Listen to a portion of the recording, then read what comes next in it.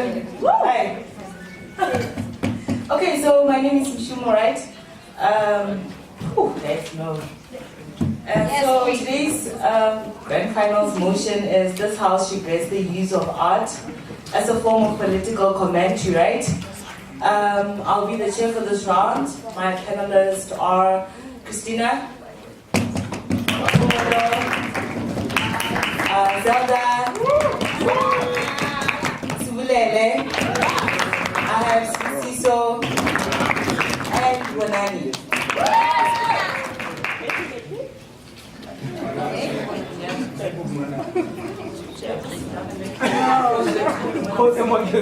Okay, so now I'll like to officially open the debate by calling the Prime Minister.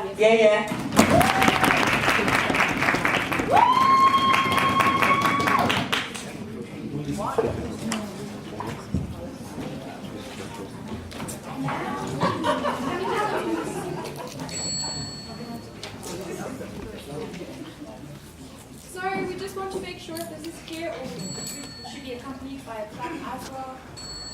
Teams. Okay. No? Yes,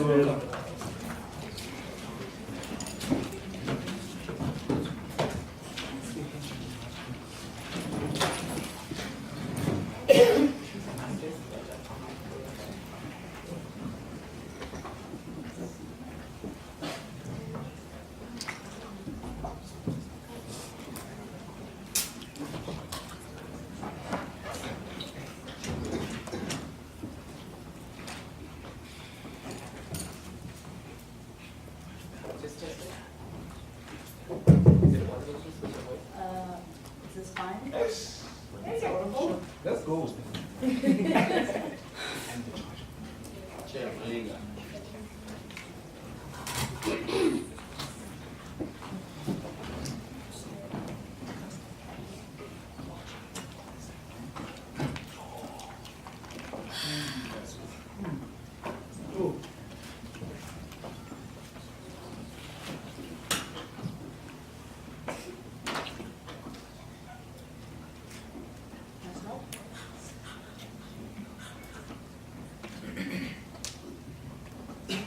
Quite simple panel. The side that wins today's debate is the side that can best characterize what art is, what political commentary is, and whether these aims and objectives of these two things is compatible. What we tell you on side opening government is that these are diametrically opposed. We tell you that you get a world in which you get less substantial art, but more importantly, less substantial political commentary.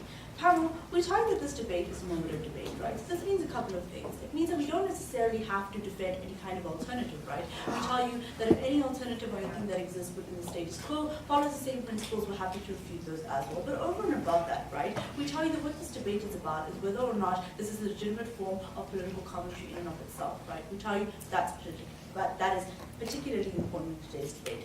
So what are we talking about here? We're talking about art forms in any of their forms, right? So we're talking about art forms. These could be things like movies. These could be things like superior cartoons, right? We tell you that there's an underlying notion behind all of these things, which is why we're happy to refute all of them. So a couple of points of for clarity. Firstly, we think that what makes good political commentary, right? We tell you that this is a couple of things. Firstly, we tell you that the aim of political commentary is to give people an understanding of politics, right? We tell you firstly it's to inform voters. Why do we value this? We tell you that one of the underpinning principles of democracy is voter participation. And we tell you that in order for us to get adequate voter participation, we need to have people who are informed about the politics of the day, right? We tell you this is specifically important in a context, in a world rather, in which there is a rise of popularism, in which people are able to be riled up through emotive language and not necessarily understand the information behind that, right? We tell you that's particularly important. But we tell you then what kind of commentary do we value? First, we value commentary that's nuanced, right? Because we tell you again, the only defense we have against very emotionally charged politics, the only defense we have against populism, the only defense we have against fascism is a more nuanced approach to politics and better understanding of politics, right? But then we tell you secondly it's one that is at the very best factual, but like at the very least unbiased, right? We tell you that's particularly important, that's diametrically opposed to the nature of art. But thirdly, we tell you it's one that's accountable. That's going to become more important further on in my speech. But then we tell you again a couple of points of context of what exactly art is, right? We tell you that the nature of art is three things. Firstly, it's one of self-expression. Secondly, it's incredibly emotive. And thirdly, we tell you it is somewhat accessible. And even though opening opposition is going to tell you that that's important on their side, we tell you why that makes it bad political commentary. So, onto my points, right? Let's examine this idea of art self-expression and why we don't necessarily value that in the first place, right? So we tell you that because art, the function of art rather, is to have a kind of self-expression for the artist. We tell you this means that the kind of art that you get specifically when it has political undertones is a couple of things. Firstly, we tell you that you get a very biased approach, right? Because by nature, the art is created by a single artist who's then able to like project their political opinion onto that artwork, right? And so inherently, it's biased. Why do we think this is important? Now, this isn't to say that we necessarily regret it as a form of art, but we tell you that at a point at which political commentary, and I've already told you why political commentary is important, that it's informative, that it's nuanced, and that it's unbiased, we tell you that this is particularly important. Notice here, panel, that what I'm talking about here is not whether or not this art is good as a form of art, but rather whether or not it's good as a form of political commentary. We tell you at a point at which it's completely biased, we tell you we refute that. But secondly, we tell you that the nature of art and the nature of self-expression is one in which you can't really hold artists accountable, right?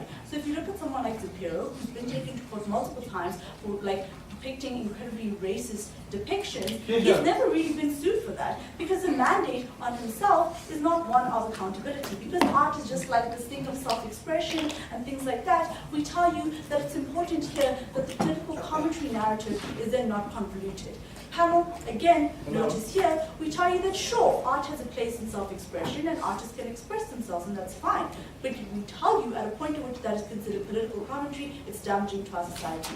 Notice here, panel, again, that the individual needs of the artist are not something that we're going to like even consider when it comes to the way up that we have in grander society, right? We tell you that we live in a democratic society where even at a point at which we value individuals and their rights, there's a general concession that what we prioritize is like the needs of everyone and the collective needs of everyone, right? But then we tell you this is again diametrically opposed to something like newspapers, which can be criminally liable if they do something like lie, right? So we tell you that in this instance, the lack of accountability that exists under art, because that is the nature of art, is one in which it cannot be accountable, and because it cannot be accountable, it means that people are more likely to give like false claims, specifically then when they have this narrative of using that as political commentary, right?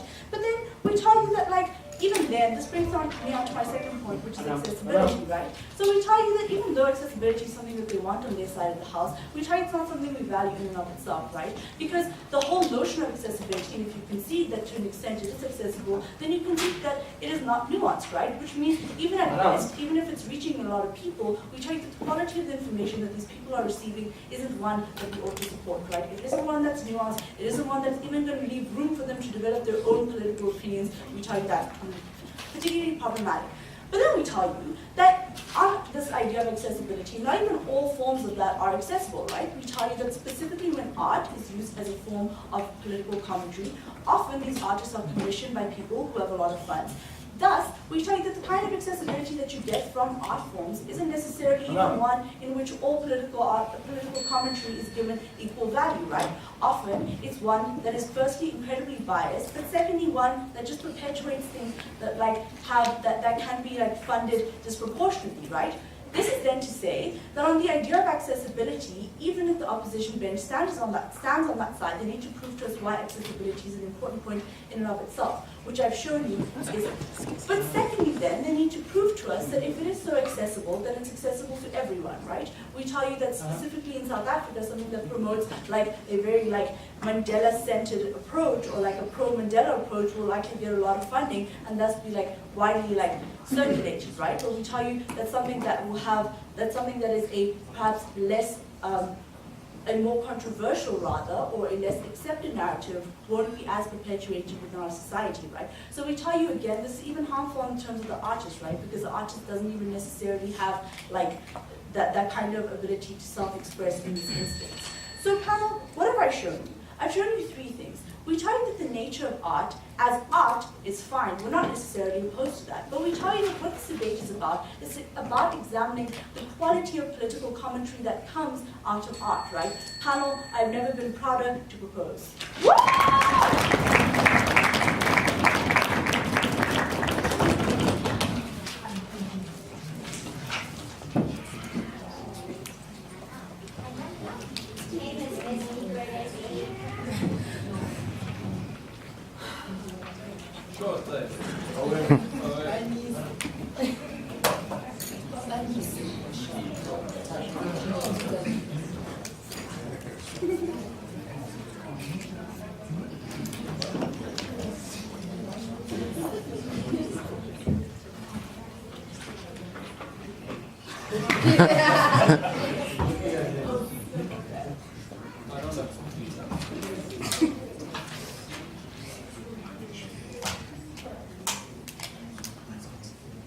Throughout this entire tournament, I've been in the same room with OG.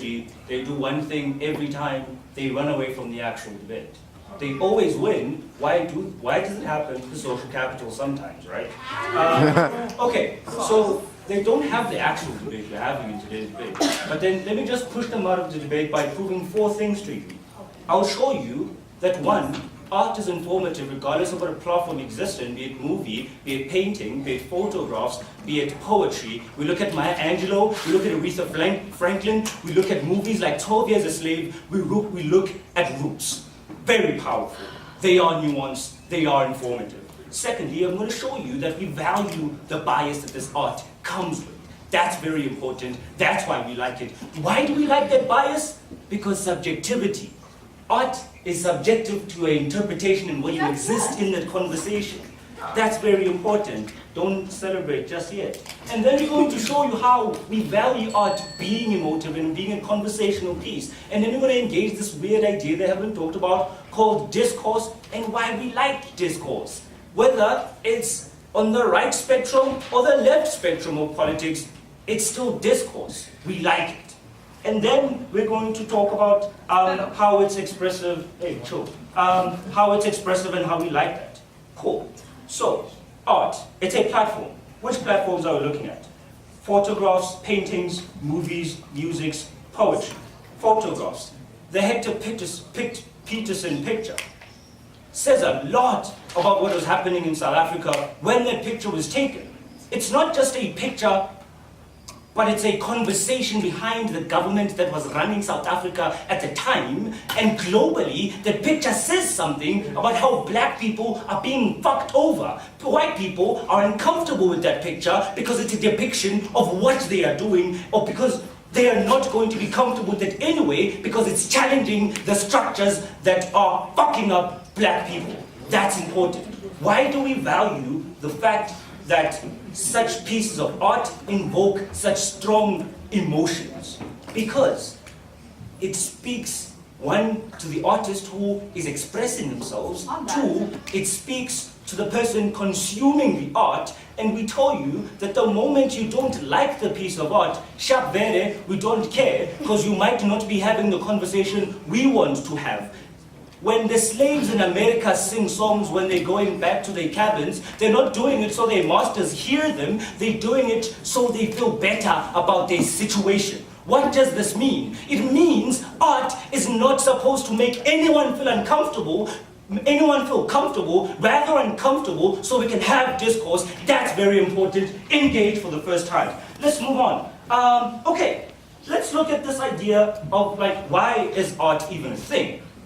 Because it's a perception of the world through the artist's eyes.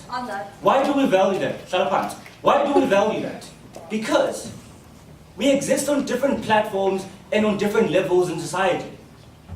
That art piece says a lot about where the artist is existing. 12 Years a Slave says a lot to a lot of black people because of what was happening when at that point in time in America.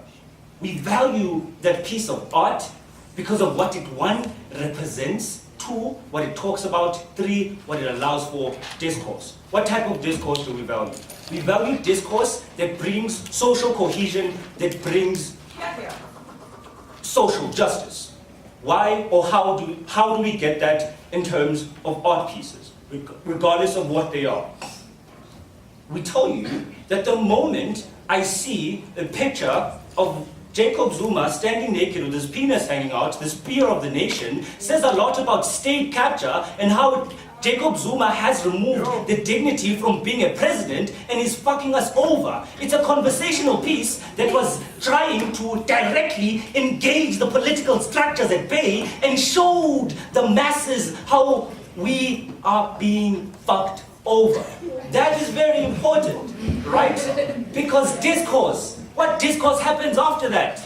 We then launch inquiries into state capture. We then start having conversations about how we need to engage the structures at bay. So what does art do in terms of a conversational piece between the artist, the people, and the structures that exist within politics? We argue that there is a separation that exists between political leaders or political platforms and the people. Why is that? Because they exist on separate parallels. Why is art important for them to engage? Because it means then they then get to meet on a platform that allows them to engage where no one has more bargaining power than the other. It's an equal playing field for discourse, right? And we tell you that when they say that art can lie to you, it can bring about false analogies. Hey, whoa, art, it's a product, this thing. You consume it. It's open to the general public. It's a lie, it gets called out on that best analysis. If it's not a lie, well, good for us, because discourse, right? What we then have to show you in today's debate, or what I've shown you rather, is that one, art is emotive, and we like that. Two, the fact that it is informative means that we value what comes from it. Thirdly, the fact that it's biased says a lot about where it comes from in the positionality of the artist in that conversation, right? So I show you how it's informative, it's nuanced. That's what Anam wanted me to show you. I just did that. Secondly, I showed you how we like the bias that she doesn't value. That's something she also wanted us to engage. Thirdly, I show you how we value it being emotive because it invokes certain pieces of conversation that we need to have. Fourthly, I show you how the expression that comes from that art piece is very important for discourse to happen and to challenge structures of politics that exist in status quo. Cool. She then talks about how it's accessible or inaccessible. Weird, right? NWA 1980 moving into 1990. They speak a lot about police brutality within America. That conversation was very important to have for black people within that time. They could not have that conversation directly with the government because they were being suppressed, so they use the outlet they use is then music to challenge the political structures in the time. Music is accessible, paintings are accessible, every platform of art that exists is accessible. What do I show you? Art does a great deal to fight political structures, it does a great deal for discourse, and those are the reasons why we value art. Never been prouder to oppose.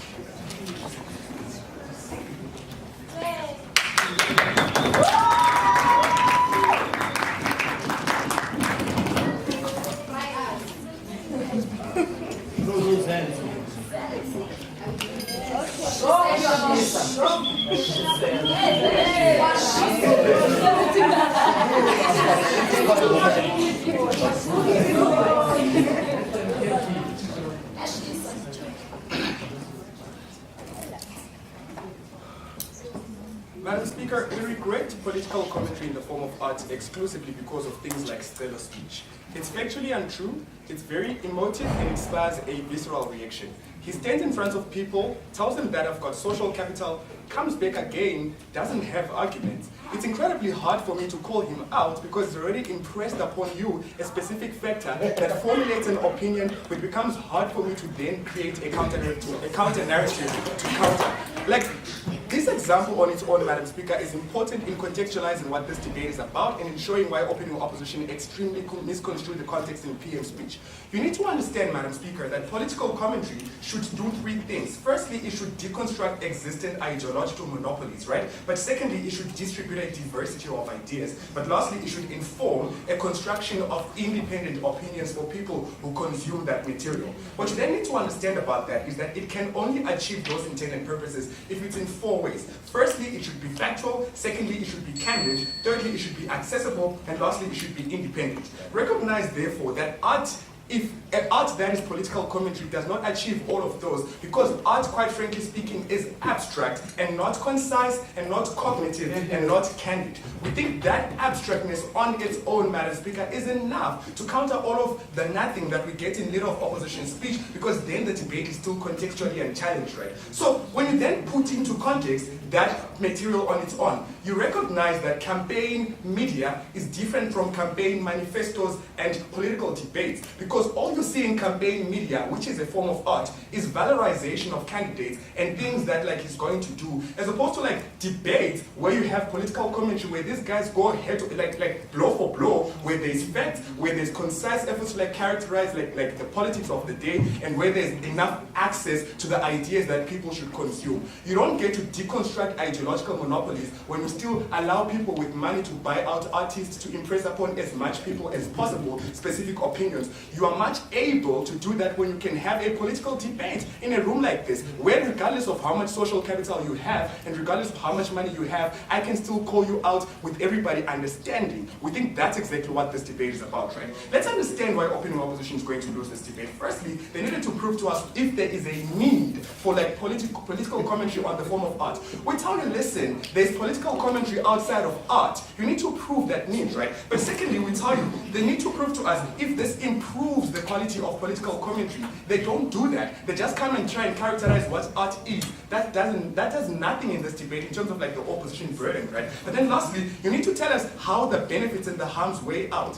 We in this debate don't have to defend we don't have to attack all forms of art as political commentary, right? We're pretty okay with things like 12 years a slave. We think it's okay like for people to see that black people were killed. What you need to understand is that is a factual thing. White people killed black people. White people had black people as slaves. Even if that art is commenting on politics, it's still factually true. And people can still formulate independent opinions from it because it is really accessible, right? So you need to understand that nuance in that context. So let's go on to the three things that he tells us in Leader of Opposition speech. Firstly, he tells us art is informative. You guys just don't understand, right? We tell you because Vele is abstract and it's not concise, you still have to deduct for yourself the actual meaning. So the very fact that this exists in something that is very abstract without a clear A, B, C, D, E means there's no information. You have to find the information for yourself, right? But secondly, it's often hard to interpret what an art piece means. And it's often rarely ever the case that someone is going to interpret for people what a specific art form means.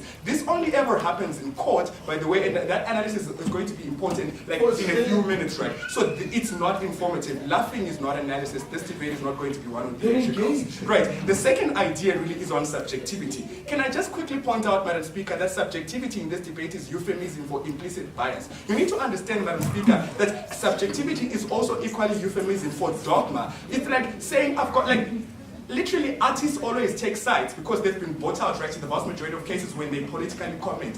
So when you then have that dogma in terms of like concretely structuring yourself on one specific idea, the subjectivity is harmful, the objectivity that you want in the commentary doesn't occur, but also it's very hard for those people to cross the floor to other sides of the house because they are stuck to that idea, which is something that is implicitly subjective. But let's show you, like, let's engage this idea of like like Hector Peterson. Firstly, you also need to understand the difference between art and history. That is just a picture that was taken at a point of history. It is not art, Madam Speaker. It's just a depiction of something that happened on that specific day. You need to understand that nuance. But secondly, it's just like the coat of arms or like the logo of FSO. It's just like something that is not even art. And you need to give the analysis, right? Like, also just like, if it's a lie, it says if it's a lie, it will be called out. I will give you analysis on why it's hard for it to be called out, right? Because we think they were very lazy in this debate. Let's talk about accountability. In the vast majority of cases, when artists like make this art, which is incredibly problematic, the only recourse that you have is to take them to court, either arguing defamation or something like that. Can I just state that in the first place, it's incredibly hard to prove defamation by the way that the law of delete is structured in itself. So that means accountability mechanisms are inaccessible and don't have benefits. But secondly, we tell you that the accountability mechanisms are slow. Meanwhile, people are still consuming that art because the matter is pending in court, right? We want an immediate recourse. But lastly, we tell you that like in general, there's no counter narrative, because if you want to like oppose a specific piece of art, now you also have to go and look for another piece of art, which is like, which we just think is like a weird situation. We need a counter narrative that like facilitates the kind of political expression that we talk about. But lastly, artists can always say the things were said or done in jest. People like Zapiro, people like the racist comic artist that drew a picture of Serena Williams looking like a very weak losing bitch, and it's something that he then says was said in jest when it has already like damaged like the situation. We want to understand why we should entertain that kind of political commentary, right? But secondly, you need to understand that this art is utilized to like perpetuate bigotry and prejudice, because then you can be racist, you can be sexist, you can be homophobic, because artistic expression defends you. That's something that they need to literally engage in this debate. But also let's talk about what this does to art itself. You create a market for artists to be bought out by politicians, and then you then also create a difficult situation for artists that aren't already bought out by politicians, because they need to follow the money, right? Because also they don't get subscriptions. But also secondly, you need to understand the bad discourse that you get out of political commentary art. Firstly, it does nothing to contextualize situations in the first place. It always just takes an immediate opinion. So you water down a lot of nuances, and a lot of things that fall into the cracks, right? But secondly, you inspire a visceral reaction immediately, just like Scelo's speech, and then the damage is always going to be done. The discourse is bad because the discourse is false, because the discourse is subjective. We're incredibly proud to do this.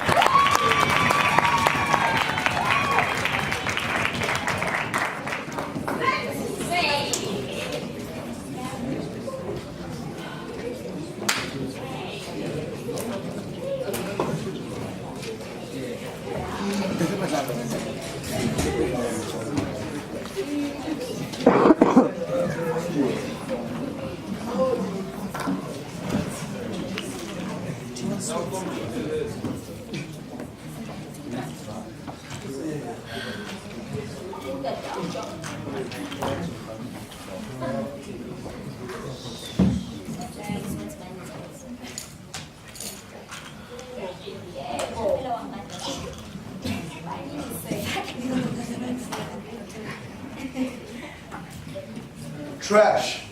You've just been subjected to trash.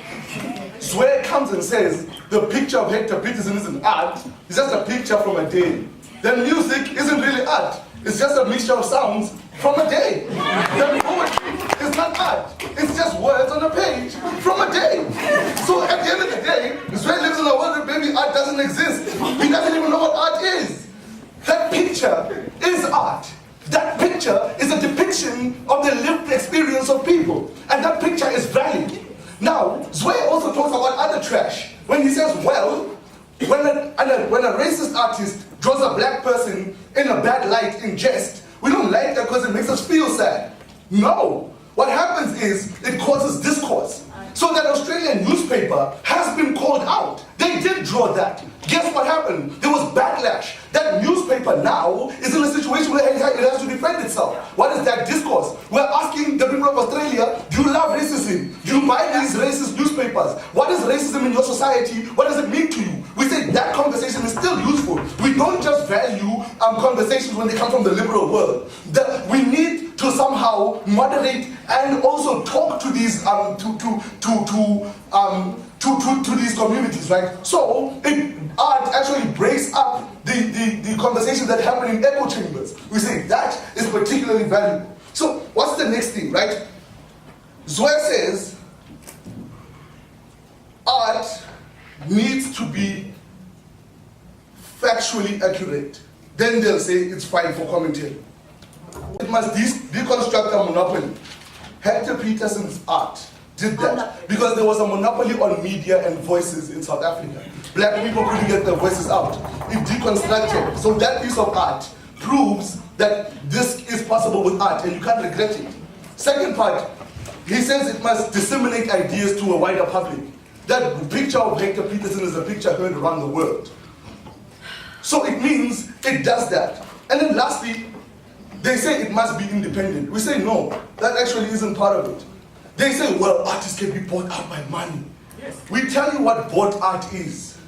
There's a nice English name for it, propaganda. Yes. So when it's called out for being propaganda, it's still discourse. You must tell us why artists don't have a right to sell part of their lived experience. So they're saying if you're singing and you must disseminate a message of breaking apart monopolies, you shouldn't sell it because it's yours. And yeah, it must just be that. And then we'll create it as art, not just a collection of sounds like Zoe things. Now that they're dead, right? Let's move on. Okay. Now let me show you why Scelo always tells you that they ran away from the debate. They were supposed to tell us why they regret this. Let me give you a criteria for regret. You see what they will say here. Is it harmful to the forward progression of society, this art, this commentary? And the question I ask is this. You are saying an artist is valid when they comment on anything else other than politics. That's basically what they say. So, as an artist, I can comment about sex, but I can't comment on the people making the laws about the sex. Why is that commentary invalid? They never give you the analysis why an artist's depiction and commentary on somebody who's doing the wrong thing or the right thing is invalid, right? Second part, is this harmful to the artist, right?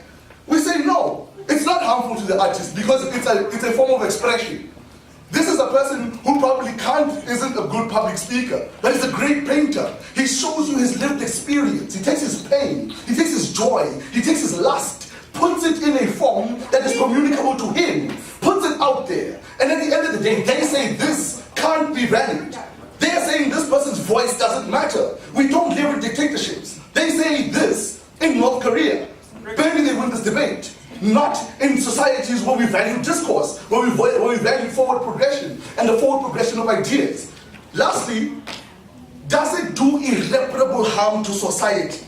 So much so that we find it intangible and injustifiable to have it in our midst. No, even the propagandist, racist art does not do irreparable harm, because that harm, when it comes to discourse, you can repair the harm when the backlash comes to them, right? When they lose investors for their newspaper, when advertisers don't go, then you are showing that society in general does not like these people. It shows those people that your views are not liked. We rebuke you, and thus it becomes a process of moving forward ideas. Why? I'm petty. I told you before. You didn't. I won't. Sit down, Martina. All right, so you're going to argue and concede that people have a monopoly over media, but then still say you're going to have some sort of discourse when it's one side. People have a monopoly over media in apartheid, not in a democratic world. Do you know why? Do you know why there's no monopoly? Because Bob van Blerk and Athama Fukati can both release music. NWA and a racist artist from the right in America can both release music. So it means there's no monopoly. There's access for everyone. So they must tell us where that monopoly exists and why that monopoly is still invalid. The only monopoly exists in echo chambers that they create, because they are saying certain things aren't art and aren't valid. And that leaves those things to circulate in a group of people without any engagement or discourse. So their regret doesn't work. And Blose must engage this criteria on why you regret. Or else they aren't really regretting, they are lamenting. certain aspects, which in any case are not major parts of this debate. You must debate in the spirit of the debate. Zwe and Anam did not. We beat them. So, let's also go, right? Let's also go to, like, a historical analysis to show you that when they regret, they say basically that art should never have existed. When you look at rock paintings of the Khoi and the Sun, one Khoi artist, this side, paints a picture of men hunting eland. The other side of men herding cattle. This was a diametrically opposed views in that society at the time, because herding and hunting were two different things. This was the less manly, the herding. So at the end of the day, those rock paintings were a form of political commentary of the time. So then at the end of the day, they must tell us why those pieces are invalid, even when they inform us that the politics of the world are never ones that are peaceful and convenient, but inconvenient and need engagement in discourse. We win.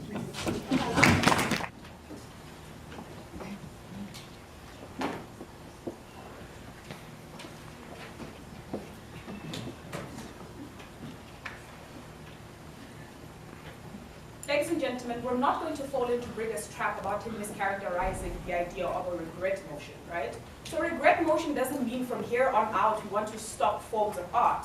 What it says is we look back towards the effects that art in terms of political discourse has already caused, and whether or not we regret that sort of discourse that arises in that regard. Yeah. But before I get into my positive matter, let's deal with a couple of rebuttals from opening opposition in this regard, right? Okay, so the first assumption that opening opposition makes is that art is always like in some way to express some liberal concept that we always believe in.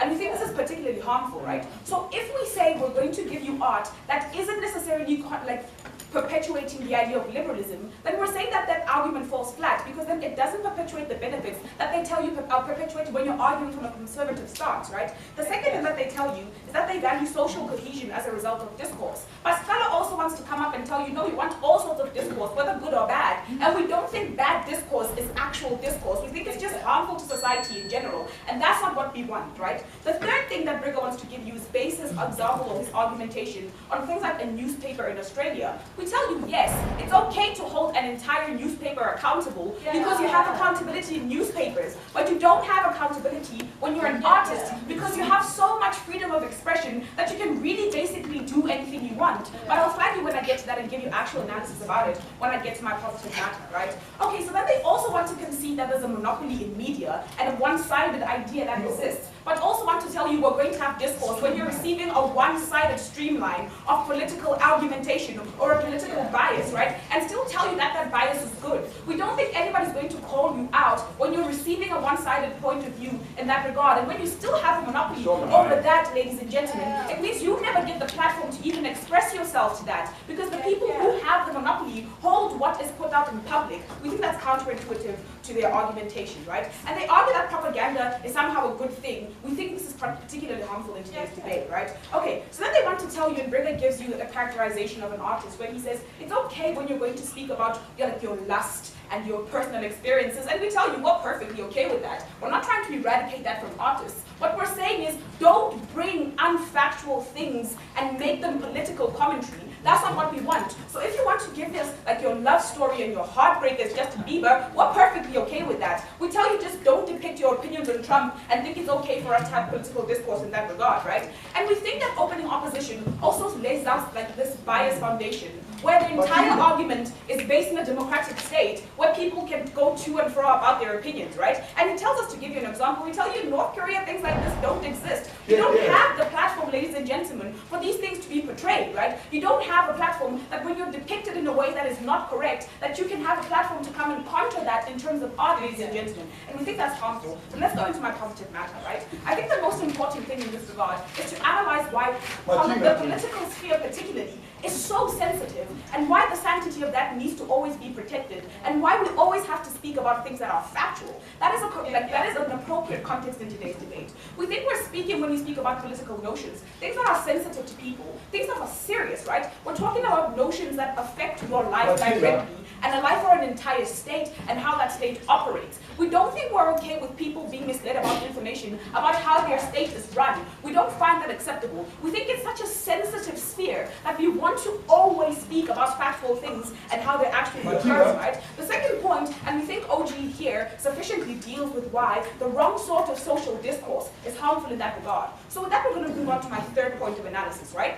We're predominantly talking about artists here, ladies and gentlemen, who have a public platform, right? Individuals where people are actually, a large number of people are actually going to see this. Then we have an argumentation here, ladies and gentlemen, of the individual's incentive for commercial gain, right? We don't think it's okay for you to make jokes about the president and put him in a defamatory manner or defame him, ladies and gentlemen, because you're trying to get some sort of recognition and some form of commercial gain in that regard. We think it's not okay to put people and depict people with showers on their head because you want to get some sort of commercial gain from that. We think that's particularly harmful, right? No, not yet, all right? So here's what becomes important, ladies and gentlemen. For you to get that sort of recognition as an artist, for people to cause a hoorah about whatever you're talking about, you have to be controversial, right? And we think this is harmful, because when you're controversial, you're not necessarily depicting what is actually transpiring. We think you have to harm people for you to gain access to that platform in the first place. And we don't like that, ladies and gentlemen. We think it's harmful for the sort of political discourse that we're all actually conceding is necessary in states, but Ogo wants to tell you that their counterintuitive argumentation actually achieves this. But before I continue, one of you. Because you have no extension, let's give you a chance to win, right? The issue of videos when the shower, it did loom large, the issue. So show us a piece of art that is infactual. Give us that example, maybe you'll win. Fine, you also give us an example of things. We can talk about a bunch of things. So even an example of Serena, ladies and gentlemen, this came up in that debate. We think that's not factual, ladies and gentlemen, right? We don't appreciate that. But we think that the platform that they're talking about doesn't account for individuals, or rather doesn't account for situations where there isn't a platform for you to discourse about that, or rather to oppose the notions that are being created by these artists, ladies and gentlemen, right? We think that's particularly harmful. The fourth thing we want to give you, ladies and gentlemen, is how we're desensitized to serious issues. And here we speak about something like a particular form of art in jokes, right? We think when you're desensitizing issues that we should be having a serious conversation about, that is harmful to whatever discourse we're trying to create there. We think it is important to take those issues seriously, and those issues should be debated in a factual manner that isn't biased or harmful towards that. We don't think it's okay to make like really weird jokes about rape and say you're causing discourse about it. We don't find that comfortable. We want you to have factual debates about why rape is harmful, and we want to keep it that way, ladies and gentlemen, right? So let's get to the last point of analysis here. Why do we think unlimited freedom of expression is harmful, right? Two things. We already have an existing limitation on your right to freedom of expression, and we think this is important. We have that limitation because insofar as you're an artist, nothing holds you accountable. It's okay for me to really create some sort of arbitrary and harmful notion, and people say, but it's artistic expression, so it's perfectly okay. We don't think we want to do that, and at the expense of other individuals. We don't think it's particularly healthy in this regard, right? But secondly, the response we have to this, or rather the analysis we have to this, is because we've conceded we're talking about individuals who are within a public spectrum, and who have a lot of people following them. We think as public figures, we limit you to the things you can and cannot say on a public platform. And we think it's perfectly okay for us to extend that to artists who have that public sphere. So don't do things that are contrary to social cohesion because you're a public figure. We think we can take away your ability to self-actualize in that regard because you're not harming, because we think a web of rights between an individual and a bunch of people who receive wrong information is important. In that regard, ladies and gentlemen, would proudly beg to propose.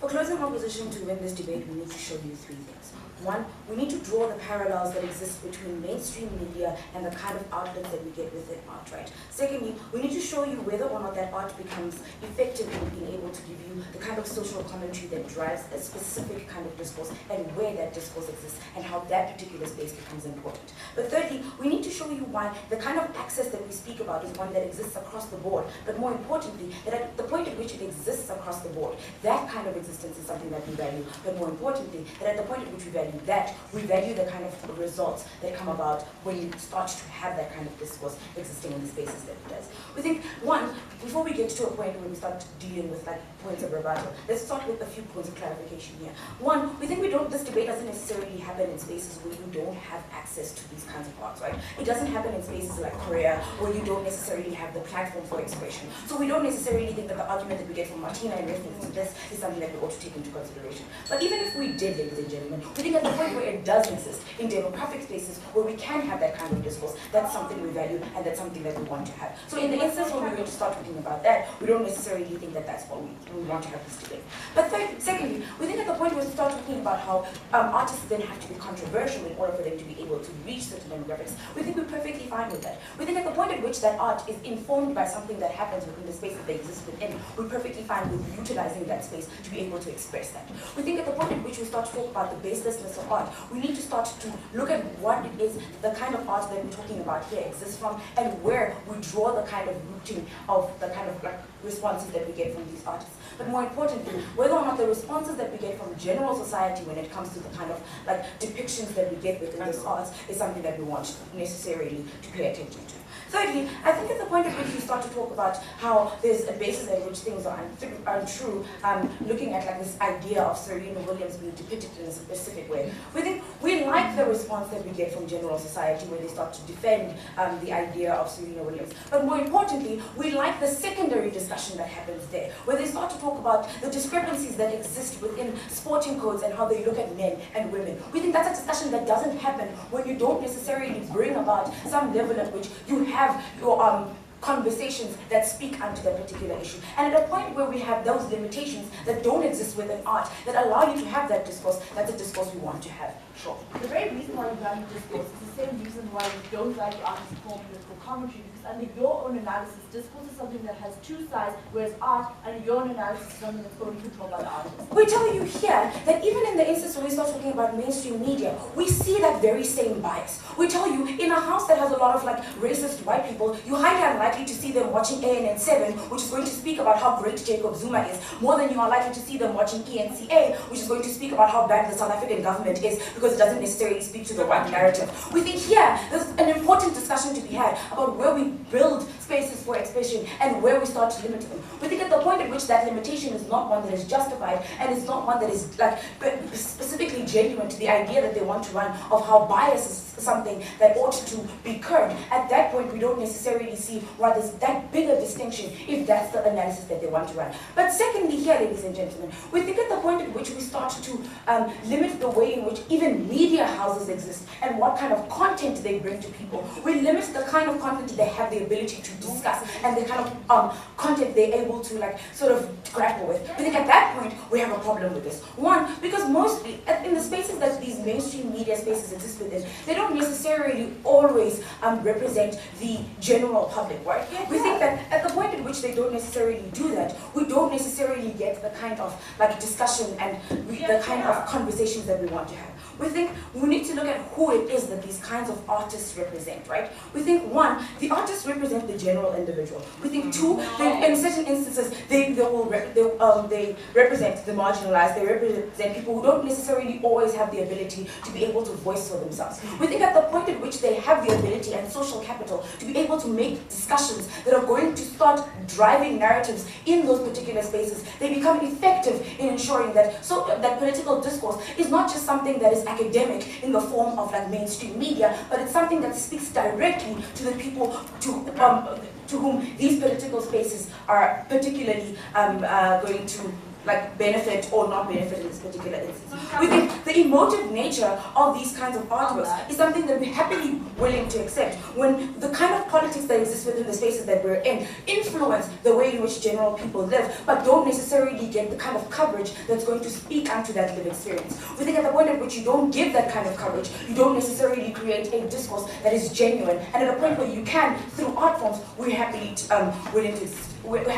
willing to do that. But secondly, we think at the point at which we concede to this idea that there might be some level of bias, or we concede to the idea there's some level at which it's one-sided. We're perfectly fine with that when you have supplementary ways in which you can get that same information, right? We say at the point where they're going to tell us you can hold media houses accountable. Okay, fine. Then go to your media houses and read what they have as once you've gotten the ability to see where it is that this discussion ought to start, right? We tell you here also that the kind of thing that happens, right, is that the artworks generally speak to a demographic that's completely different to the person who's going to open a newspaper, right? We tell you at the point at which you can start creating discussions for millennials to be able to enter into, we're perfectly happy to enter and tap into that space. We think just because debaters are willing to open a newspaper and listen to Al Jazeera because they want to run great extensions, that's not something that you're necessarily going to get from all millennials. At a point at which we can create an access platform for them to be able to have the kind of discussions that we want to have in general society,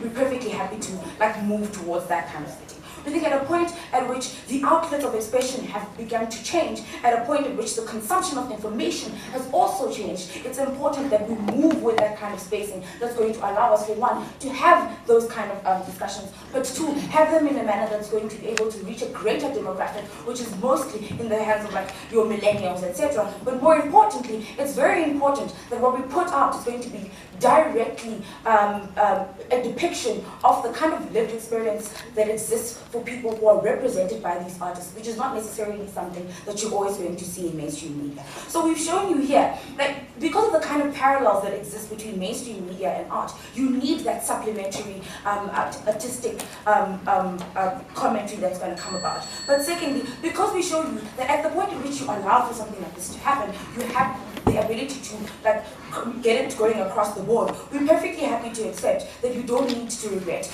this kind of political commentary. Thank you.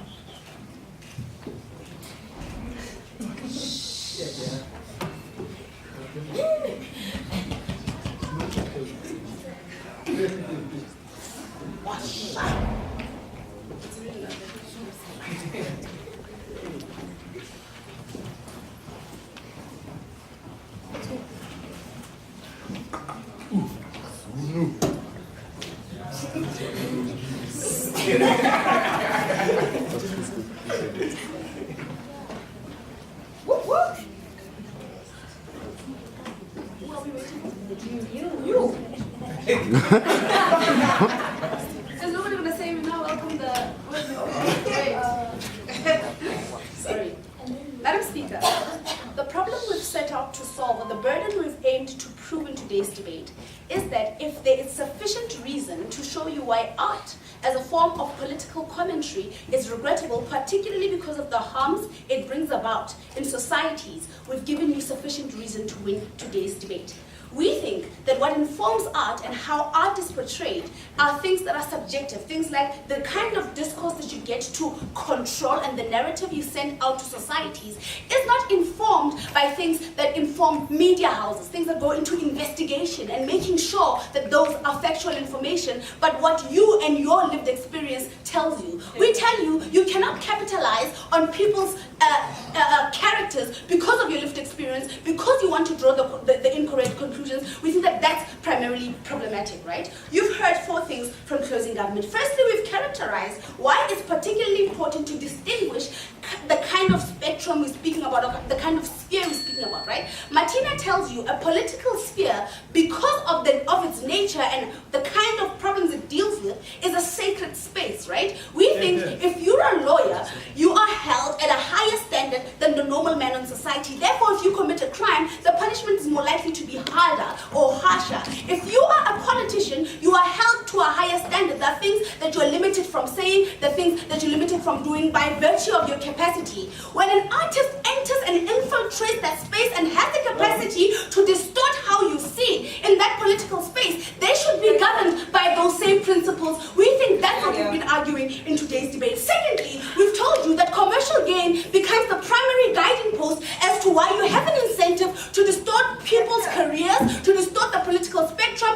drive incorrect discourse, particularly because you want people to think all white people are racist. We think that that is something you allow. Secondly, or thirdly, we've told you that you desensitize a large part of why we need to talk. We've already said that South Africa is damaged because we take nothing seriously, right? We think that Sabiro has the ability to make jokes about a certain political thing in the society. You desensitize the actual conversation. We think that that's the kind of bargaining power that artists have, and it must be severely limited. We've lastly told you that unlimited freedom of expression is harmful, particularly because you don't allow an accountability mechanism. We think that this is something that's particularly important in today's debate, and you've heard that from closing government. Look, I'm going to deal with all of my rebuttals as a bench, right? Because we think a large part of the extension that we hear from closing opposition is derived from opening government, but I'll flag you, opening opposition rather, will flag you when we get specifically to some of the things that might have been different that we heard from the member, right? The first thing they tell you is they value art in its form because it's informative. A couple of responses here.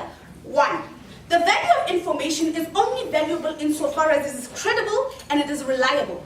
What you are depicting is your lived experience. You're depicting your sexuality, your ableism, your whiteness, or your race. And you are saying that the conclusion that people should draw from that lived experience should be primarily targeted to Zuma. We think that's the conclusion that people are making, and we think that that's harmful, right? The second thing we tell you is that the harmfulness in this is that you begin to control the narrative and believe that that is a correct view. That's why Scelo can make conclusion that certain art forms were depicting how black people got fucked. I wasn't interpreting in that way, right? He was doing it in a subjective way. We think that the fact that the interpretation is so uncertain allows artists to hide behind, well, that's not what I really meant, right? More importantly, accountability is important, and this is where the law of delete comes in, right? Law of delete is very important because when you talk about media privilege, political privilege, there are certain instances that we might take into account. When you want to hold a newspaper accountable, you look at a couple of things. You look at the extent of the information. You look at the reliability of the information. You look at the steps taken to verify that information, right?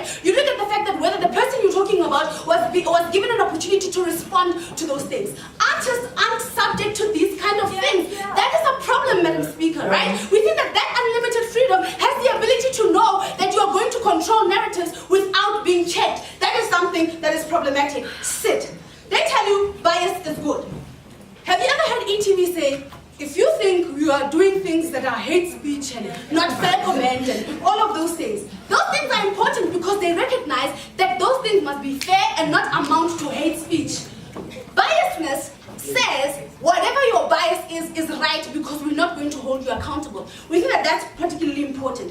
Secondly, no thank you, we think exactly because ENCA and ANN7 was depicting two different stories at the time of elections. You had AN7 saying one thing and ENC saying the other. What is important here is that this allows for politicians to use this as leverage to control the narrative that artists are sending out, right? We think that that's something that's particularly problematic, particularly because the analysis that Martina speaks about is commercial gain, right? They think that's something that is important to note in today's debate. No, right? We think that you must speak about something that is reasonably connected. There's no reasonably connected thing to your lived experience and how you get to distort somebody's image, right? We think that that's the harm we're talking about. We think that unregulated harm is problematic. No, he wants to speak about the Australian example and say, we're going to go there and ask them, do you buy racism? Do you think racism matters to you? To which they'll answer, no. That was just a picture. Because nobody is going to hold them accountable. So when you say, do you buy racism, even though you might have some racist rhetoric that can be attributed to that picture, you're going to get away with saying, well, that's just an artistic freedom, and that's the kind of advantage that we don't think they deserve. They talk about your lived experience. I've already told you, you cannot capitalize your lived experience based off distorting something so sacred to society. We don't think that that's something that's good. Then they ask, does it do repairable harm? We say yes, because every time Zabiro draws Zuma, he draws him with a shower head. He's never drawn him in any other capacity because he has that monopoly, right? He controls and targets a specific reader, readers who want to know specifically about the political realm. What this does is desensitize those readers because he has access to those readers, but more importantly, allow them to make incorrect views. We are not talking about a person who's in the street making poetry or speaking about poetry. We're talking about prominent artists who use their monopoly to control narratives in a harmful way. We think that that's something that was regrettable in today's debate. We think that's something. Is anybody going to give me a POI sum up?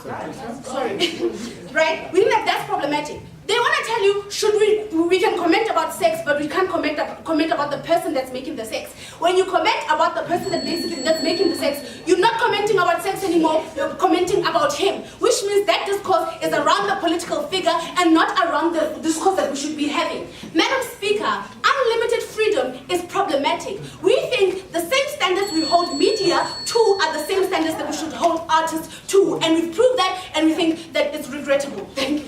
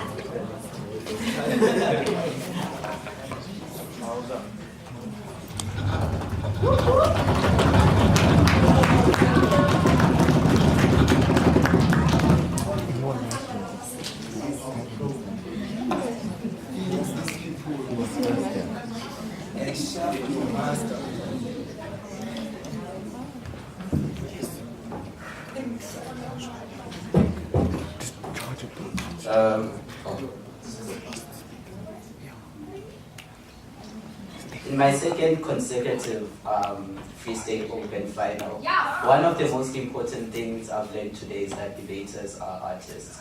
But today we're going to deal with a few rebuttals.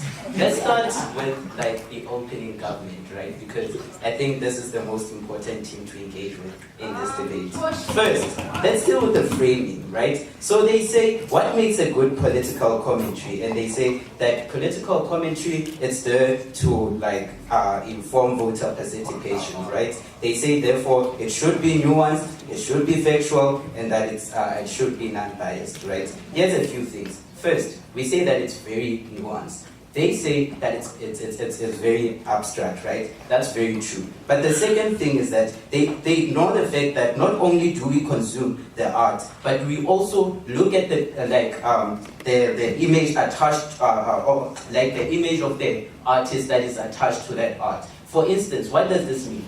For instance, when Childish Gambino releases This Is America, not only do we consume that art in terms of engaging with the idea of police brutality in America, but we also engage with the idea that this is a political statement that is made by a black man, that is informed by his lived experience. That is very important. I don't get how something that is my lived experience can be a distortion. If they say it's about facts, they need to consider on that. The second thing is that they say it should be factual, right? Okay, sure, art is subjective and we concede that, but also is political commentary, right? Because it's something that is informed oftentimes by individuals' lived experience. And at the point where we can draw a parallel between that two, we think they lose there too. Thirdly, they say that it should be non-biased, right? We think that bias will always exist on any other platform. If you're going to argue that it should be non-biased, then we should regret all forms of political commentary. At the point where you're going to argue that political commentary is important, you also have to concede that it is non-biased. And whether it can be biased, right? Secondly, we think that bias is important because at the point where you argue that it's political commentary is there to inform voter base, then you also have to concede that you always have to sway to a particular side anyways. We don't see why that is particularly a problem that happens in any other platform. Secondly, they speak about this idea, how there's lack of accountability, right?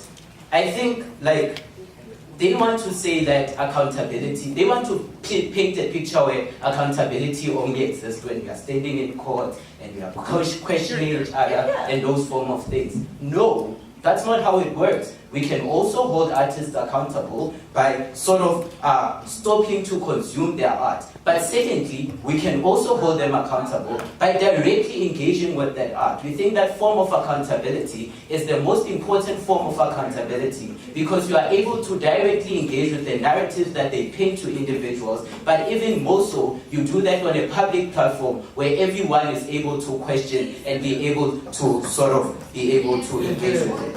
Then thirdly is this idea of accessibility, right?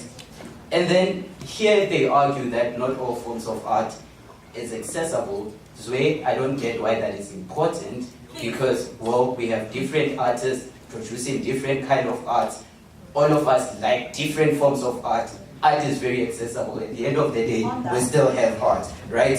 And at the point where we go to concede that accessibility is important, then you have to take Noluthando's analysis into consideration, where she tells you about like mass consumption, right, by millennials, because we see that in society these are the people who have like sort of opted out of political discourse that is very important. But at the very same time, these are individuals that consume a lot of art. I'm going to relate back to her and remind you that not all of us are debaters and are going to stand here and have discussions that are very nuanced, that you say, but all of us like music, right? We like different types of music. If that music is going to sway me to engage into political discourse, we think that is very important. That kind of engagement is very important. You cannot regret that.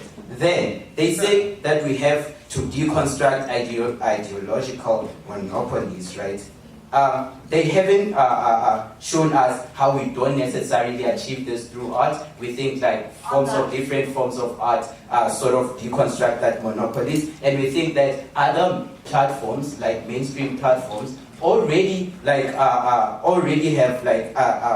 have already monopolized ideologies in majority of cases. We don't see why that necessarily constitutes regret, right? We think that media outlets oftentimes monopolize it because they are profit-driven and they have to purport to certain ideologies in majority of cases. But in an instance of art, you don't necessarily have to always be profit-driven. You don't necessarily often have to like purport to a certain ideology. You just have to be yourself and give information. People decide on how they engage with it. We'd rather have that type of engagement rather than the one that we get on your side of the house. Wait, I'm not done. Third, then we get this weird idea from closing government. They say the sanctity of political sphere, we want facts, right?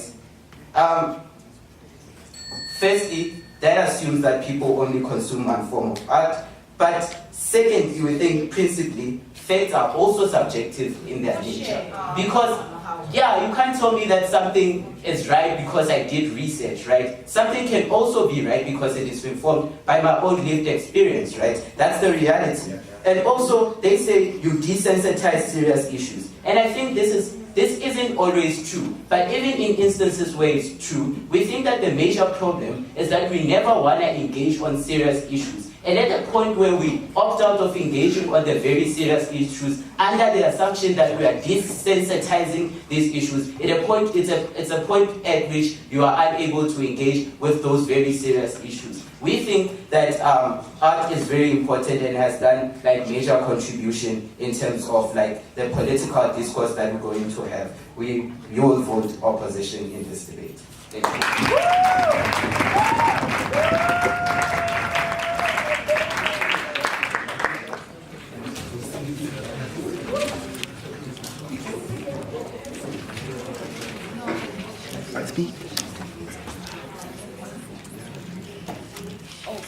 Okay, so thank you for that wonderful debate. Please give us a couple of few minutes. Okay, can we leave? And then come back.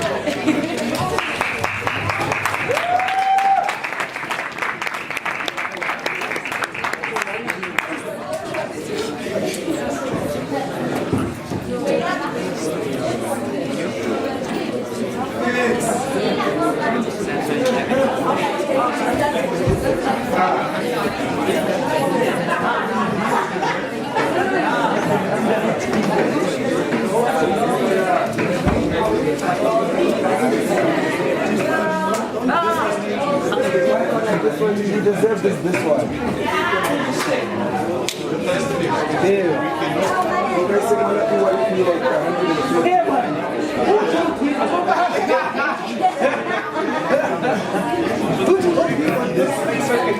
When I left debating, I started to be a math. You were math well. You are math.